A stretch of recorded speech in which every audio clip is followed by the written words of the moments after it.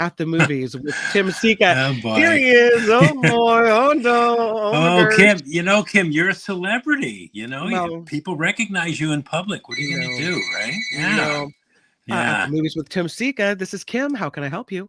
Yeah. This is. I wish I could answer. So yeah, the celebrity thing, not so much, but it's really nice to see people that like the show Yeah. and Yeah. it's kind of a cool moment. So Oh, there you yeah. go. Definitely. Yeah, Absolutely. Yeah. yeah, Yeah. Cool. yeah. Well, welcome to the After Party Live on your Friday appearance. You are Well, getting very popular too. People tune in. They can't wait to see what your classic wreck of the week is. oh, So, geez. mhm. Hey, Okay. Well, Oh, that's great. Yeah. I love bef- it. before we dig into the movies, I don't remember whether you reviewed this or not, but I saw a movie this week. I was doing laundry and I wanted to click on something that, I didn't really care about. I Uh, ended up getting really into this movie, Tim. It's streaming on Netflix. It's really? called Life List, The Life List. Oh, no. Tell me about it. I have not seen it and I've not heard of it. Oh, So, I laughed, I cried. I was like, I didn't want to stay up, but I ended up staying up to watch this movie. So good. It's about this really? girl, this young woman Uh, who and she has two brothers, and it's about how her mom dies and what they leave each child, what the mother leaves each child in the will. And it's a lot about relationships, and ooh. these things and family and finding who you are and that type of Yeah. thing. Yeah. She When, wrote a when the, list. Go ahead. when the excuse me for interrupting you, but when they read the will, does it create like this firestorm of like bad feeling amongst the people named in the will? It creates a firestorm of bad feelings with the young woman involved Yeah, I because see. when Yeah. she was 13, she wrote this life list and her mom found it and said, "You've lost your way. You've lost who you are. Oh You boy. go do all these things. And at Yeah. each time, I'm going to give you a DVD video and I'll tell you what's next, or I'll tell you, you'll get a video from me every time." Oh, And that's an again, interesting premise. yeah, Yeah. I won't tell you what she gets at the end of it, but just the journey she takes along the way and the Uh, relationships she creates and the dialogue, really, really good. It's streaming on ooh. Netflix. It's called The Uh, Life List. Okay. So, is it a movie or a series? It's a movie. Okay. All right. I'll check it out. I just jotted it down, put it on my It, list. it is a it is There's it is rom-commy. I will say that, but it's more than just a rom-com. Yeah, So yeah. yeah, Well, so much to watch. I say that at yeah. least 10 times a day. Mm, When I've spent the week watching films and series and stuff, and the one thing that people ask me, have you seen this? I'm going, no, I have well, not seen that. So this is one of those, but it sounds good. I'll definitely check it out and tell you what I think next week. yes, please do. Please Okay. do. All right. All But right. until then, I have to go see this one. And so does everybody else probably that has an 11-year-old son. Oh yeah, yeah. You're just taking some words out of my mouth here. Yeah, Mhm. a number of smaller movies open this week, which I still have to get to, but at least we'll include a couple of those this week. But the other ones maybe pending, but for now, well, yeah. Let's begin and start with the big studio Yeah. release of the week, which is the Minecraft movie. This is a family-friendly fantasy film adventure movie based on the 2011 video game, and it stars Jason Momoa. And there he is. They're all these people are in the poster. Jason Momoa, Jack Black. Momoa plays this character called the Garbage Man, who's the owner of a video game store. Jack Black plays an expert crafter. Oh, and Jennifer Coolidge is in this too. She plays the vice principal of the main kid who's there in this story to appeal to the pre-adolescent boy, probably the target audience, the main audience for this movie. You mentioned your 11-year-old son, Yeah. Jacob. Yeah, this is Mhm. who they made this movie for. As I mentioned, it's based on the video game Minecraft. So it involves entering other worlds like the overworld and the netherworld and all kinds of other worlds. And the plot also has something to do with this orb that has to stay concealed and hidden so that the overlord's going to be safe or something. Anyway, I've never played Minecraft. And when I told that once to my students, they were just appalled, right? What? You've never played Minecraft? So it's difficult to know if this movie does service to the game. From what Mhm. I can tell, though, the game itself is kind of clever and requires a certain degree of skill, which Yeah. Can't much be said for this movie. There's Oh nothing man. wrong. Well, you know what? There's nothing wrong with this movie per se. It does seem, however, to be going for the lowest common denominator, possibly maybe even being written. This movie seemed like it was written by AI, if that Oh. makes any sense. So for me, Kim, it was a total slog. I mean, I was not the audience for this movie. It seemed less as a critic, I'm going, this seems less a movie and more of like a deal that they put together, if that makes any Mhm. sense. Although I will say the last 10 minutes were kind of fun. If there's a message here for kids, it's one about creativity and being creative and unafraid to express yourself creatively. So that's a good thing. That's a good thing. Jack Black is at his maniacally funny best. I love Jack Black and he's crazy in this movie. Yeah. Jason Momoa is he seems wasted. Jennifer Coolidge does her Jennifer Coolidge thing, but this movie I should think would be, as you and I were saying, is best Mhm. appreciated by 10 or 11-year-old boys, but hardly anyone else. So if you have a 10 or 11-year-old boy who you'd like for him to see something kind of fun and innocuous but bland, you might consider taking that 10 or 11-year-old boy to see the Minecraft movie, but Yeah. everybody else can skip it. I will say that in the world of Minecraft, boys and girls seem to be sucked into this video game. So, Yeah, like, and well, yeah, at actually, Julia's age, that yeah. when she was Jacob's age, she was totally into it. Yeah, So, yeah. yeah, yeah. And there is a girl. There's the main boy who's about, I think he's about 11 or 12, and then he has a young sister too. So they Yeah. hit all the demographics in this movie. Yeah, I like to just say, I see too many movies and I've seen it all, and this movie had nothing in it fresh or interesting. It, like I said, it seemed like it was put together as a deal to make Mhm. money. And I get it. The movies are a business and stuff, but I'm a critic, so I got to be critical when push comes to shove. So And I'm gonna I say you're not recommending it unless you have a Minecraft yes, loving kid. right. Like I know you're gonna go see it, right, with your boy, probably. Maybe. I'll probably wait for it to come out on video, to be Yeah. honest. I'm Yeah, sure it's going to come out soon because I don't yeah. think it's going to have a whole life in the theater. But you never know. It may click with audiences. I'm It I'm not may a good surprise predictor of me. that. Yeah.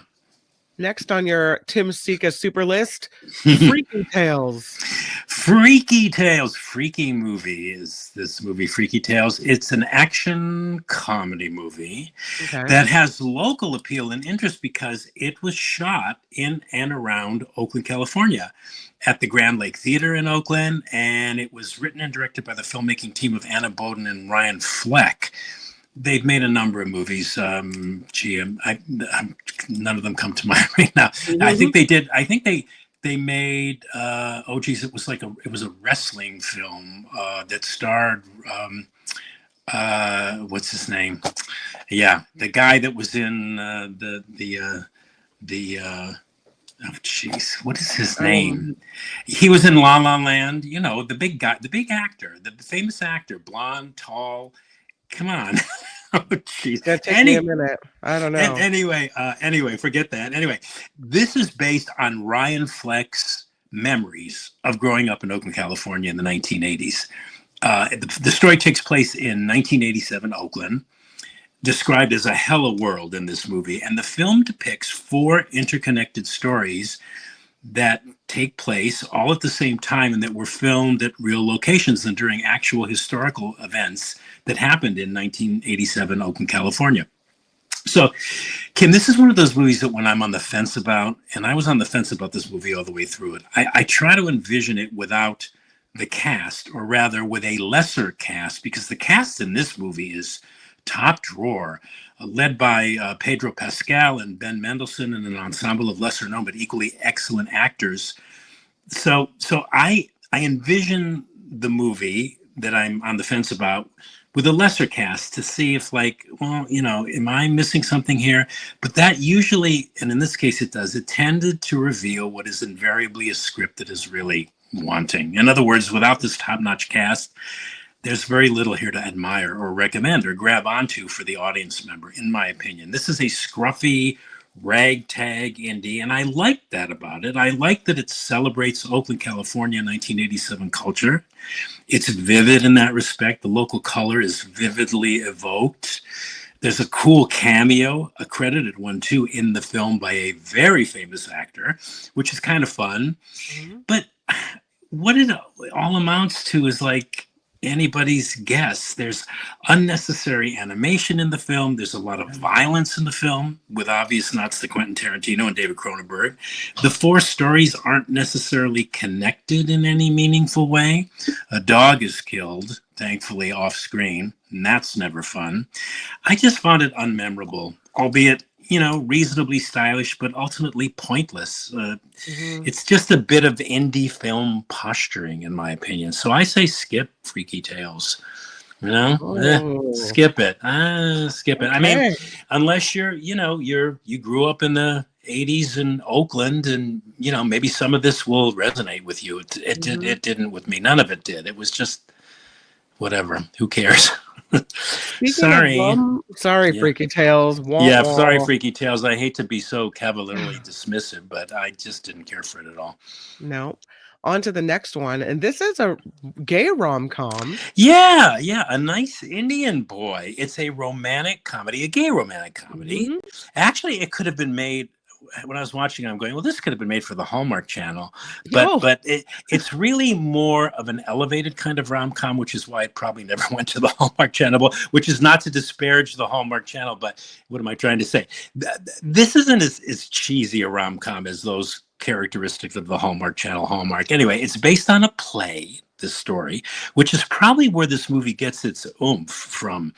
And it follows this Indian American man. He's a doctor, played by Indian American actor and comedian Karan Soni, who brings his fiancee, played by the ubiquitous and very talented Jonathan Groff, who is a white man who was adopted by Indian parents, to meet his traditional but liberal leaning Indian family. So that's the premise. And, it's kind of, what's not to like here? This is a sweet, kind of endearing piece. There's a sincerity about the film that's endearing. It's an easy watch. Indian culture and Indian parents are affectionately poked at. There's lots of humor in this. There's a universality to the situation. The two protagonists going through, all of the awkwardness of meeting and then splitting up and finally realizing that they want to spend their lives together, but then having to do the parent thing, which is really the crux of a lot of the comedy in the film. The acting across the board is excellent. And yeah, there's a lot here that anybody who's, ever been in a relationship can identify with, if you like rom-coms, all's the Mhm. better, whatever your sexual orientation happens to be. I think if you like rom-coms, you'll really enjoy A Nice Indian Boy. It's a very nice romantic comedy movie.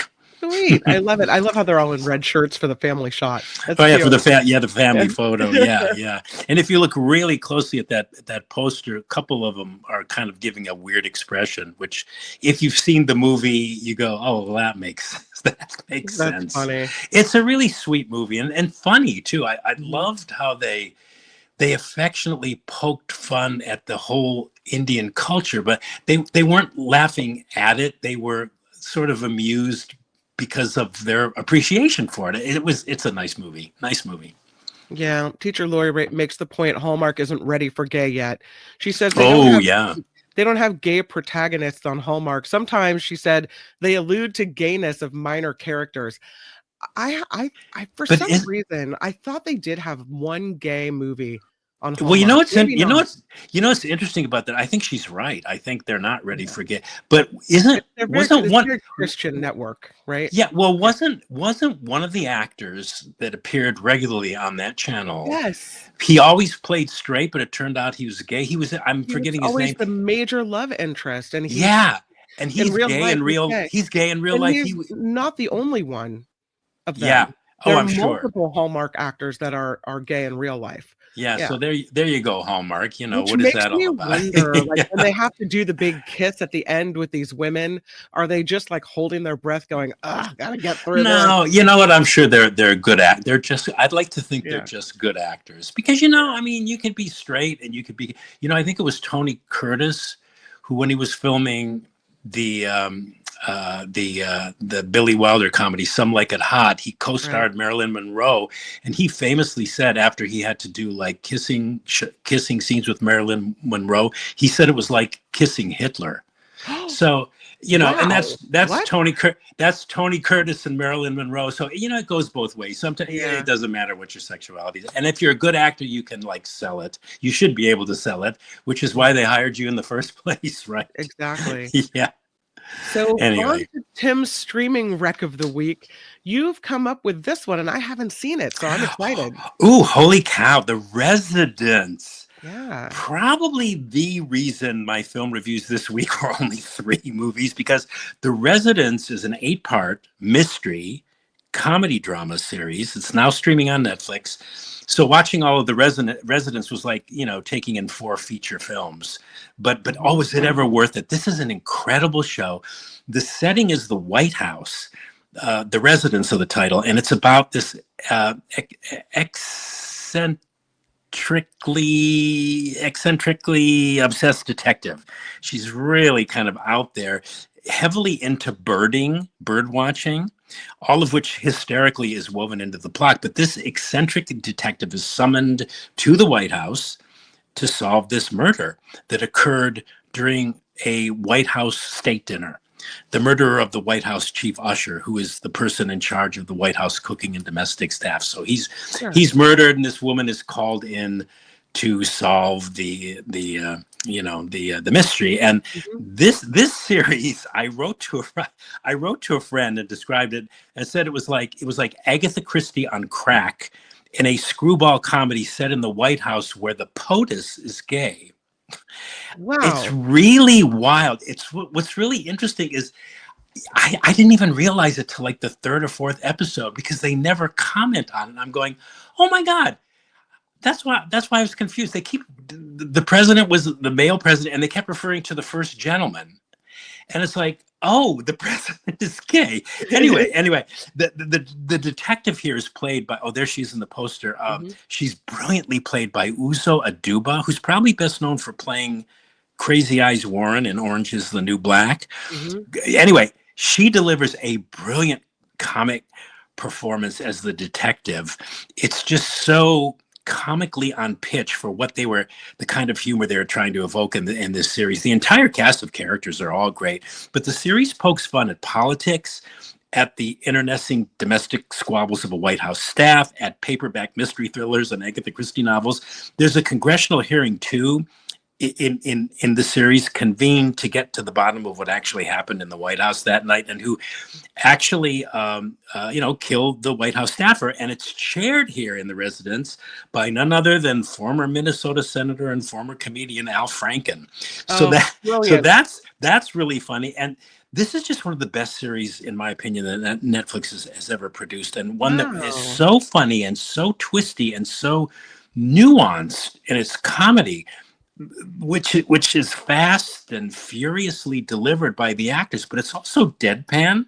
There's also humor deriving from the way they edited this and the cutting back and forth between the White House staff being interrogated and the White House congressional hearing. It's actually, in terms of like craft, for anybody that is studying movie making, it's a textbook example of how film craft, in this case film editing, can provoke laughter. It's wonderful stuff, and it's a fabulous series. It's smart and it's clever and it's twisty and it's maddeningly repetitive, exhaustingly complicated, gimmicky, tricky, and also hilarious.